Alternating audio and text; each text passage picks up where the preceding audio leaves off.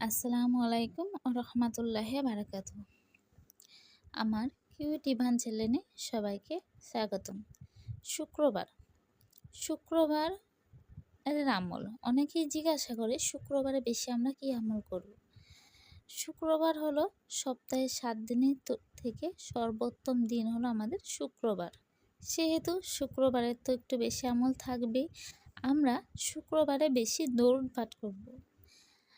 আমার নবী হজরত মুহাম্মদ সাল্লাল্লাহু আলাইহি সাল্লাম বলেছেন শুক্রবারে তোমরা বেশি দরুদ পাঠ করো, কারণ যখন কোনো ব্যক্তি দরুদ পাঠ করবে তখন ফেরেশতারা ওই দরুদ সহ ওই ব্যক্তির নাম সহ ও পিতার নাম সহ ওই দরুদ আমার নবী হজরত মুহাম্মদ সাল্লাল্লাহু আলাইহি সাল্লামের কাছে প্রেস করবে। তাই আমরা চেষ্টা করব শুক্রবারের দিন বেশি বেশি দরুদ পাঠ করা। রব্বুল আলামিন শুক্রবারের দিনকে মানুষ সৃষ্টি করেছিলেন, শুক্রবারের দিনকে সৃষ্টির জগৎ সৃষ্টি করেছিলেন। তাই শুক্রবারের দিন কোনো ব্যক্তি যদি মসজিদে সবার আগে সালাত আদায় করতে যায় তাহলে সে উট কোরবানি করার সমান নেকি পায়। তাই শুক্রবারে আমরা বেশি আমল করব, নামাজ পড়ব এবং খারাপ কাজ থেকে বিরত থাকব।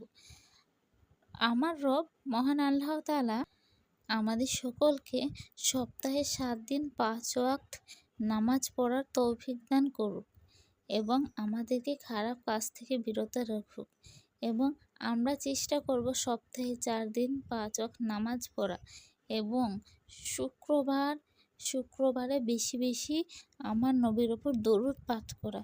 শুক্রবারে সকালে 100 বার এবং সন্ধ্যায় 100 বার আমরা দরুদ পাঠ করার চেষ্টা করব। যেহেতু শুক্রবার অর্থাৎ বৃহস্পতিবারের মাগরিবের পর থেকে শুক্রবারের মাগরিবের আগে পর্যন্ত সময়টাকে শুক্রবার বলা হয়। শুক্রবারে যদি কোনো ব্যক্তি আসর আর মাগরিবের মধ্যবর্তী সময়ে যদি কোনো ব্যক্তি উত্তমভাবে উজু করে সালাত আদায় করে এবং আমার রবের কাছে হাত তুলে দোয়া করে তাহলে তার মনের ইচ্ছা পূরণ হয়।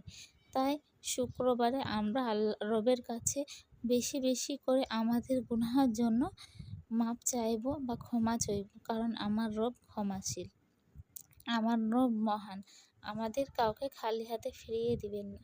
তাই আমাদেরকে আমার রব মাপ চাওয়া এবং ক্ষমা চাওয়া তৌফিক দান করুন, এবং আমরা সপ্তাহে 7 দিনই 5 ওয়াক্ত নামাজ পড়ার চেষ্টা করব যেন আমার রব আমাদেরকে ক্ষমা করে দিন। তাই সপ্তাহে 7 দিনকে নামাজ পড়ার তৌফিক দান করুন আমার রব, আমিন।